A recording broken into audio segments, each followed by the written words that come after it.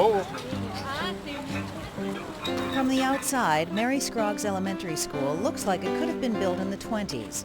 But this building, part of a neo-traditional development in Chapel Hill, North Carolina, is just 3 years old. And on the inside, it's one of the most wired schools in the country. And there's our webpage and our end-of-the-day summary. Here, tech tools facilitate everything from kindergarten web pages to the daily morning newscast. The news is brought to you by the students from Miss Todd's 3rd grade class. Now Bryson, what are today's announcements? Hello, Scruggs Frogs. Here are today's announcements. Today on Wednesday, we let everybody from kindergartners through 5th graders try it. And then they practice with their teachers in the classroom. I give them a sample script. They practice with that. And then they come down, and that morning, the 5 or 10 kids that are going to be on, and we run through it a few times with them, and then we do it live every day. I woke up. I listened to all the different sounds coming I've got from outside. 4 5th grade helpers. They're there every day to help with all the backstage stuff, and they basically run the whole show. Dear Martin Luther King, I have a problem. It's that all children do not have equal access to shelter and health care. Sometimes it's really good, sometimes it's not. And sometimes we have major calamities, and sometimes it goes smoothly. Today's date is January 15th, 2000. The newscast is beamed to every room in the building over the school-wide data network. The general setup to technology here is that we have 4 to 5 computers in every classroom, and then we have 3 wireless labs of iBook computers. So everybody has a network account, and a kid can walk just about anywhere in the school, log into the computer, and get what they need. All their documents are available to them from almost any computer in the school. The laptop people, Ms. Dodge will come around and let you know when it's time for you to log in, okay? All right. And those wireless labs come into play when a teacher needs to introduce something new or have the whole class working on a project at the same time, maybe to move through a project a little bit faster, or because that's the best way to teach the concept. The main thing that I want you to focus on today is how to group your information so when you start writing, you'll be able to get your paragraphs. The inspiration and Kidspiration are both very powerful tools because they allow children to organize their thoughts and their ideas before writing. A lot of people are moving into their spreadsheets now. Make sure you have the number of shares of each stock filled out. Much of the school's curriculum is delivered through projects like this stock picking competition. I get General Electric, Walmart, Coca-Cola, Nike, and Target. Students often work in pairs, with tech-savvy students tutoring their peers. When did you get your stuff, today or yesterday? Yesterday. Oh, okay. Kids who spend more time on computers at home are much more comfortable doing basic things here at school, working the mouse, working the keyboard, typing, scouting around, being creative on the computer. And we want to give kids who don't have the resources at home necessarily, we want to give them more opportunities. The goals of the Tech at Home program are to extend the learning opportunities and resources into students' homes. To help bridge this digital divide, the school established a Tech at Home program, which provides free computers and low internet access fees to families of students on free and reduced lunch. Our goal is that the children will be online every night. They'll look up our website.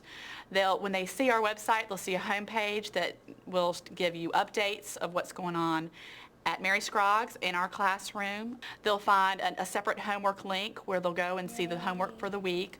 Tuesday. What do you have to do today? So far, the Tech at Home program is getting high marks from teachers and parents like Dorothy Setliff. They're naturally inclined to start using computers early. They play games on it.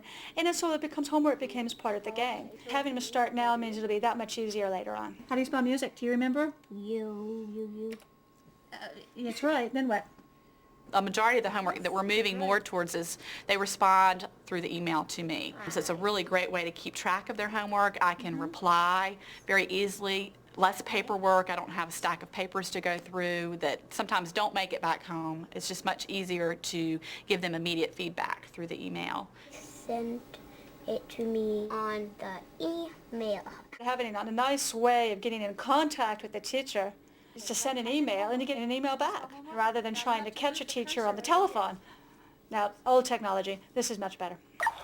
That's the sound a crow makes. Let's see if we hear that sound. In addition to new technology, Mary Scroggs' new building design facilitates a variety of learning experiences. Put your binoculars on. I see something on that tree right there. I think that the building itself is just wonderful. It's beautiful, and I love the porches. The area for science for what we're doing with the birds, as far as having bird feeders out there and the children being able to go out and watch the birds. You see a blue jay? Me too.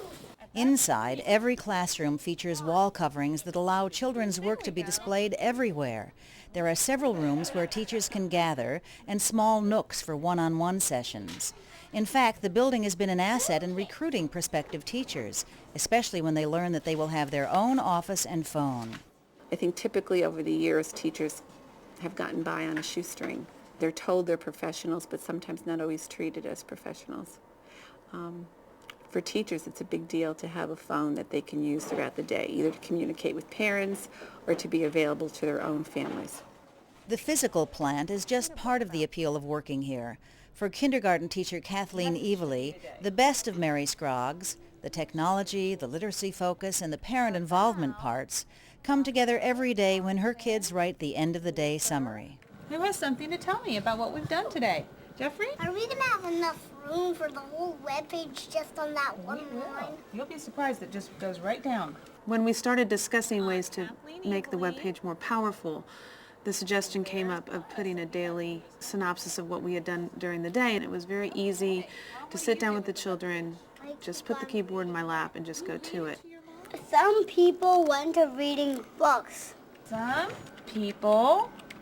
And it tied in with what we do in literacy, which is to have children say things and you write them out for them, and then they're able to read what they have said.